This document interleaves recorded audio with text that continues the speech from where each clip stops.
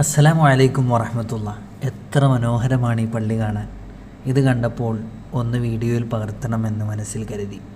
കാർപ്പറ്റും light അറേഞ്ച്മെൻറ്റുകളും ഇതിൻ്റെ architectural പരമായ ഡിസൈനുകളൊക്കെ എത്ര മനോഹരം. ഈ പള്ളിയുടെ നാമം എന്തായിരിക്കും? ലോകത്ത് മുത്തനബി സല്ലല്ലാഹു അലൈഹി വസല്ലമ തങ്ങൾ കഴിഞ്ഞാൽ ഏറ്റവും വലിയ സ്ഥാനമുള്ള മഹാനായ അബൂബക്കർ സിദ്ദീഖ് റളിയല്ലാഹു അൻഹുവിൻ്റെ നാമധേയത്തിലുള്ള പള്ളിയാണ് മസ്ജിദ് അബൂബക്കർ സിദ്ദീഖ്. ഇനി കഥ പറയാം.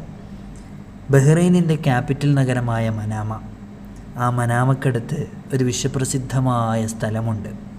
എന്താണ് ആ സ്ഥലത്തിൻ്റെ പേര്? ഹൂറ.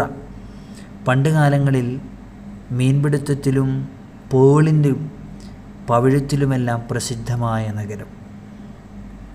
അതിനപ്പുറം പരിശുദ്ധ ഖുർആനിൻ്റെ മ്യൂസിയവും അതുപോലെ വിത്ർ നിസ്കാരവും തറാവീഹുമൊക്കെ കൃത്യമായി നടക്കുന്ന ഒരു മഹത്തായ പള്ളി. ഈ പള്ളി 2024 ഇതുപോലെ വികസിതമായത്. എന്നാൽ ഈ പള്ളിയുടെ പഴക്കം ഹിജറ 1402 സ്ഥാപിതമായ പള്ളിയാണ്. അതായത് 1982 AD.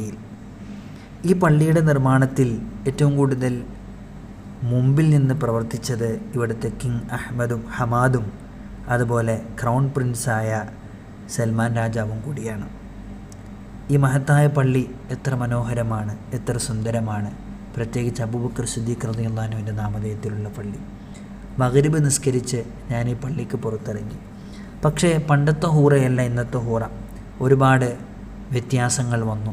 അതിമനോഹരമായി പിക്ചറൽ ആർട്ടുകളൊക്കെ എത്ര ഭംഗിയാണ്. അൽഹംദുലില്ലാ. ഇന്ന് നൈറ്റ് ലൈഫിൻ്റെയും അതുപോലെ കൾച്ചറൽ ഡെവലപ്മെൻറ്റിൻ്റെയും ബിസിനസ്സിൻ്റെയും ഒക്കെ ഹബ്ബായി ഹൂറ മാറിക്കഴിഞ്ഞു. എന്നാലും ഈ ഹൂറയിൽ തല ഉയർത്തി നിൽക്കുന്ന ഈ മഹത്തായ പള്ളി ഇവിടുത്തെ വിശ്വാസികൾക്ക് മുഴുവനും ഹൃദയത്തിൽ വലിയ ആനന്ദമാണ്. ഖിയാമത്ത് നാളോളം ഇതിവിടെ അല്ലാഹു നിലനിർത്തി അനുഗ്രഹിക്കട്ടെ. അസ്സലാമു അലൈക്കും വറഹ്മത്തുള്ളാഹി തആല വബറകാതുഹു.